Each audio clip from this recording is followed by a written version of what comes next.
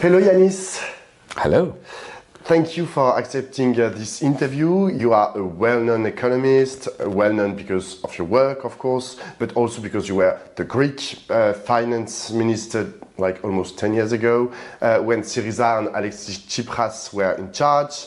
Last year, you wrote a new essay called Techno-Feudalism, What Killed Capitalism, which has just been translated in French. In your book, you discuss with your late father and you try to convince him, and us also, that capitalism is dead, replaced by something that appears to be even worse, that brings us back to feudal times, the end of capitalism.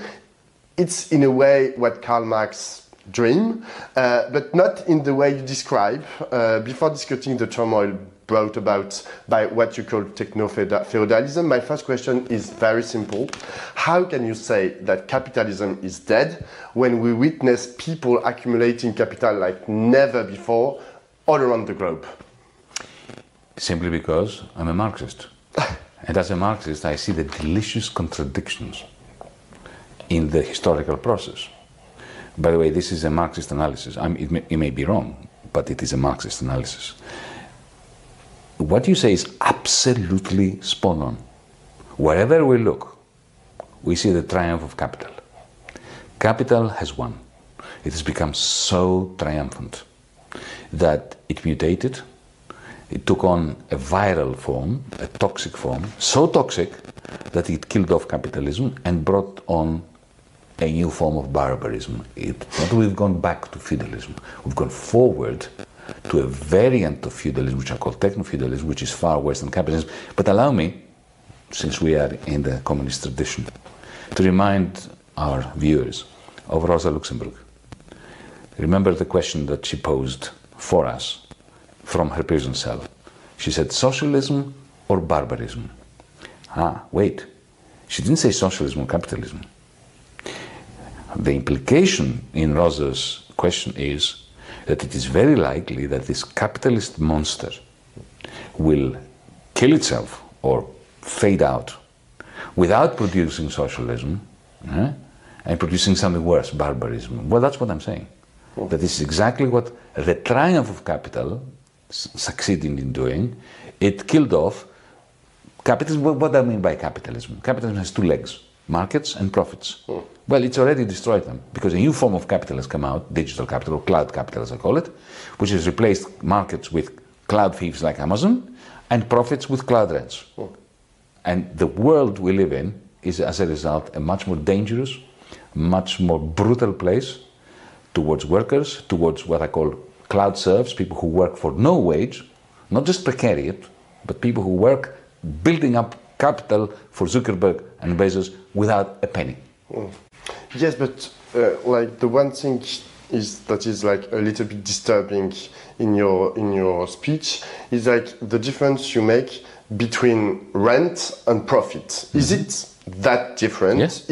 Isn't rent like an important part of capitalism too? No, it's an important part of capitalism, but it's completely separate. Look, the whole of the feudal era relied on rent. Marx explains that brilliantly. This is Marx's argument as to why the emergence of profit as a new means of accumulating wealth and its separation from rent accumulation is what brought about what Karl Polanyi described as a great transformation. Let me put it very briefly. Right? Take this building here. We're in the middle of Paris. Take the owner of this building. I don't know who it is, but imagine the owner, being in the Côte d'Azur, having a nice September while people are working here. Right? He loves the idea of competition between, take the little restaurant which is, part of this building, or the cafeteria, or a shop, right? The owner of this building is doing nothing. He's sitting there in the Côte d'Azur, sunning himself, getting rich in his sleep, right? That's rent accumulation. The little cafe owner or restaurateur doesn't like competition because the more competition there is, the lower his profits. And the more he needs to squeeze surplus value out of workers in order to pay the rent. Okay? So the profit of the restaurateur versus the rent of the rentier are two different worlds. And capitalism was a system where profits dominated and rents played an important role, but were subjugated by profits. Now we have a new form of rent, which I call cloud rent, because every time you buy something from Amazon, Jeff Bezos gets 40%. He has not produced anything. He's simply the owner of the fiefdom, the digital fiefdom, made of cloud capital, in which we are all doing stuff, and he collects rent. That is no longer capitalism, folks. Let's talk about the people. You call it like cloud serfs, cloud pros. What are the differences between cloud serfs and the working Marxist class? Well, the standard proletarian is working as it always did. It is producing stuff in the factories, in the shops, in the warehouses, in the offices. Its surplus value being squeezed by traditional capitalists. However, there is a new development which is not changing the category very much. The new development is these machines. So if you go into an Amazon warehouse and now increasingly to a Peugeot factory, in the factory producing I don't know what, plastics and so on, you'll find that most workers have one of these things strapped onto their wrist, okay, which tells them what to do next, where to go, what to pick up. It speeds them up. It monitors how long they spend in the toilet, right? So this is this, it is run by the same cloud capital which runs the Amazon and the Uber and the Airbnb cloud capital. So in the factory, in the traditional, and we call it Marx, the proletarian, what I call, the proletarians have become cloud proletarians in the sense that they are connected to the cloud, to the algorithm. That in itself is not a category change from capitalism. This is still a capitalist sector, a traditional capitalist sector, only you have Charlie Chaplin's Modern Times, turbocharged with the cloud capital, with the algorithm. But what is interesting is this. When you go into Amazon, I use Amazon, I could have used Alibaba, there are millions, hundreds of these platforms. Thieves, like, the feudal era had lots of thieves. So you go into Amazon.com, right? You contribute a review to a book that you bought. Now you're a cloud serf. Why? Because you have given Amazon something for free that took labor. You worked as a peasant for no pay. Whether you did it voluntarily or not, who cares? You produced free labor, which has increased the cloud capital stock of Jeff Bezos. Right? You have informed the algorithm, the cloud capital, of what you think about this book. So you've trained it to train you, to train it, to know how to give you recommendations of other books or bicycles or whatever that you like. So effectively, it captures you more powerfully inside this cloud thief. And you have enriched the algorithm. It is the same algorithm which in the Amazon warehouse, right? The same algorithm predicts on the basis of what the cloud proletarian is doing and saying to his friends, whom he's meeting, the same algorithm that you've trained predicts the probability that this worker may unionize and therefore gets him fired or her. Now, you know what? Yes, but in a way, it just this is no longer capitalism. Welcome to techno-feudalism. It's in a way, it's just capitalism with deeper roots. No. You have to open your mind. Let me tell you why it's not just capitalism. Capitalism is, look, in my book there is an appendix in which I explain that the traditional capitalist sector is essential to techno-feudalism. But it's not anymore the dominant part of the system. The dominant part of the system is cloud capital. And let me put it this way. Increasingly, we are producing capital as cloud serfs. That has never happened under capitalism before. Under capitalism, to build a steam engine, to build any instrument, a hammer, a plow, a tractor, an industrial robot of the kind that now build Peugeot cars in this country. The capitalists had to employ waged proletarian labor. With this new form of cloud capital, which accounts for 35% of global income, the owners of that cloud capital, I call them cloudalists, they don't need to employ anyone because we are producing it using our free labor. Let me give you one starting statistic. Okay? Take Stellantis, the car industry, Peugeot, Citroën, yes. Fiat. We know that in France. Yeah. Or take, that's why I'm using it as an example, or take Volkswagen, or take General Electric, or take any traditional capitalist conglomerate. If you look at their accounts, about 85% of their revenues is paid out in salaries and wages. About 85% is salaries and wages. Facebook, less than 1%. Less than 1%. That's not capitalism. It is something different. Why are they managing to pay less than 1%? Because most of the capital they are accumulating comes from free labor. Not cheap labor, but free labor. Okay? And therefore... Us by using Meta. Yes, well, not just Meta, anything you use. Yes. Anything you use. Very, very soon, Elon Musk is going to be making more money from Tesla, from the cloud capital inside the car, which you train to train you and so on and so forth, than he will be making from the car itself, from selling it. So we need to think of this as a great transformation. As leftists, we need to do it. Otherwise, we will be stuck in a model of the world which is no longer in sync with the world. And here I think that Marx would be on my side. Yeah. Yes, maybe you're right. But I have, I know you want to change the world. You wanted to change the European institutions, yeah. and still you want to change the world with your party, DiEM25. But I have for me it's a little bit complicated to understand how you want to do it. For Marx, it was through. Yes, always Marx. It was through proletarian revolution, through class consciousness and organization in the workplace, in the factories, that, the world was able to be changed by the people, by the workers. In your opinion, what are the dynamics that could bring about what you're saying, the change you are waiting for? Do you see this dynamic at work already in the society, in the factories, or is it nothing is happening? I'm not going to answer the question of what I see because this is depressing. But I'm telling you what I think should happen, what we should all be working towards. And how? Well, yes, I will answer that question.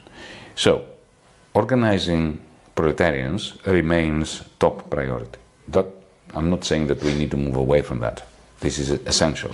We may have failed so far, okay, or at least in the last 20, 30 years, but that remains a priority. But what I'm saying with this book is that it is not enough.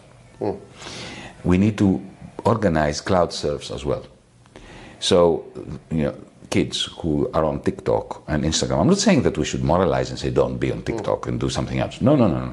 But they should understand, we should help them understand that they are contributing free labor to produce cloud capital, and not to stop doing it, but at least to utilize this knowledge in order to make a difference that is going to be better for their lives. So, for instance, let me be very practical. An organization that I am involved in internationally called the Progressive International, which was initially put together by Bernie Sanders and myself, but Bernie has gone on to do other things. We now have, the Progressive International now has a membership of around 200 million people around the world. One of the things we do, to answer your question, in order to show to, especially the young people around the world, what collective action should look like in this new techno-feudal era. Every Black Friday. You know, are you familiar with this Yes, concept? yes, yes. This We have like horrible concept, of, very American consumerist concept.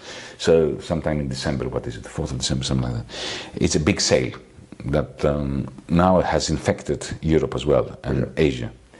So on Black Friday, this is the 4th year we're going to be doing this, we organize an international strike, international collective action.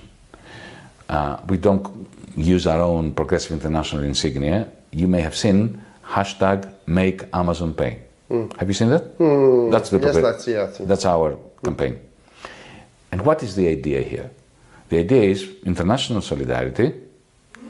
Okay, one day where, you know, on Black Friday, which is a symbolic day from the perspective of consumerism and cloud capital, when the sun rises in Vietnam, which is on the east side, there is a strike of Vietnamese Amazon warehouse workers, which then shifts to Bangladesh, then to India, it then goes to Germany.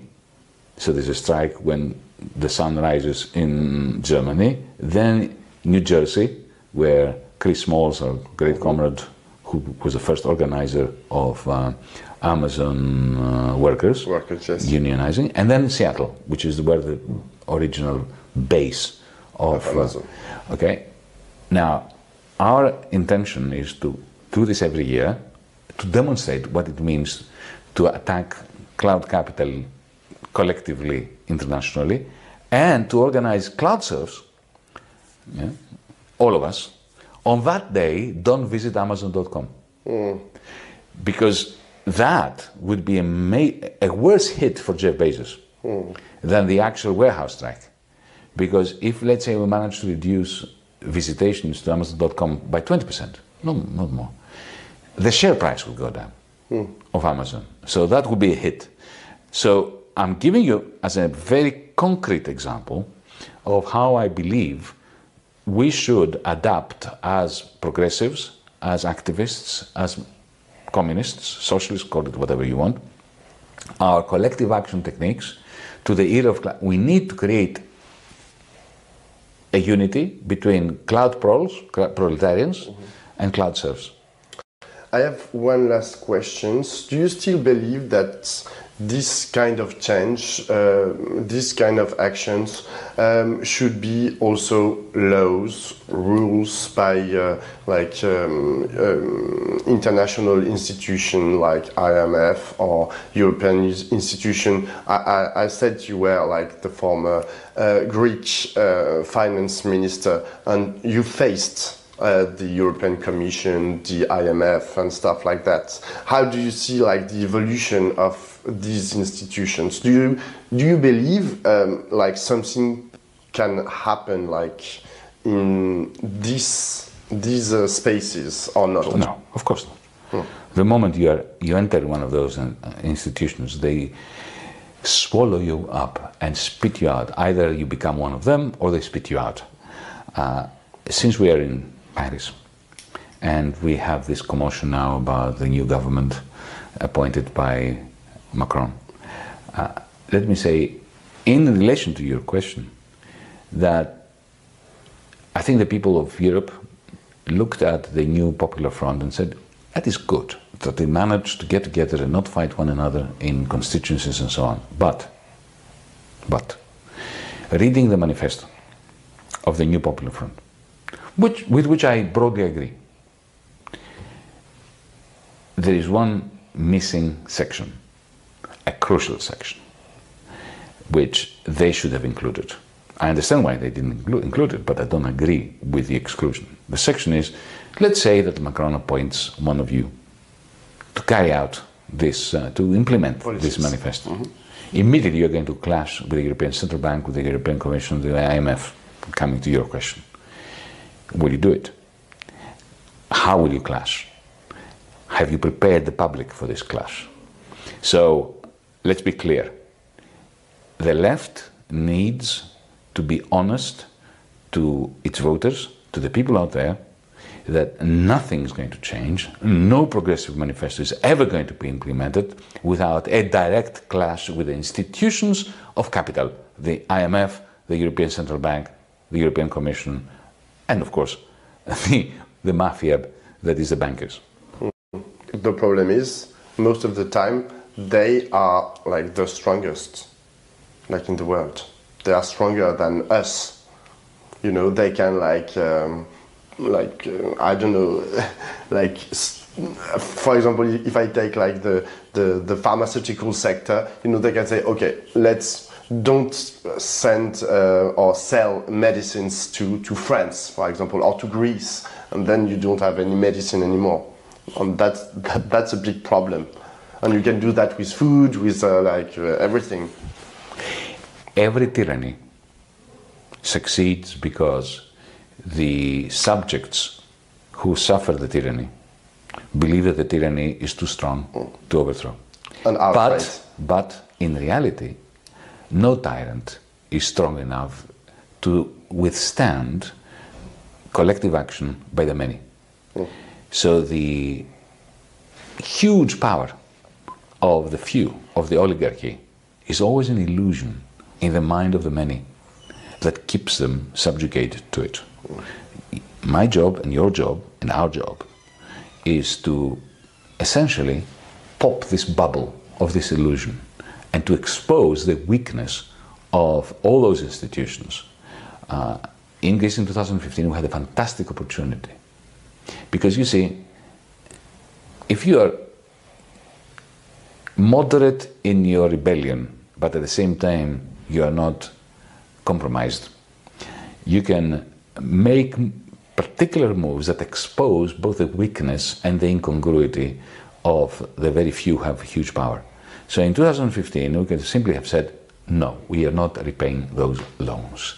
And then they would have collapsed. The reason why we collapsed was because our rebellion surrendered before the pivotal moment. So our job must be to ensure that the next time we have an opportunity, whether it's in France or in Egypt or in the United States, wherever, we do not surrender. Perfect. Thank you very much, Yanis. Well, thank you.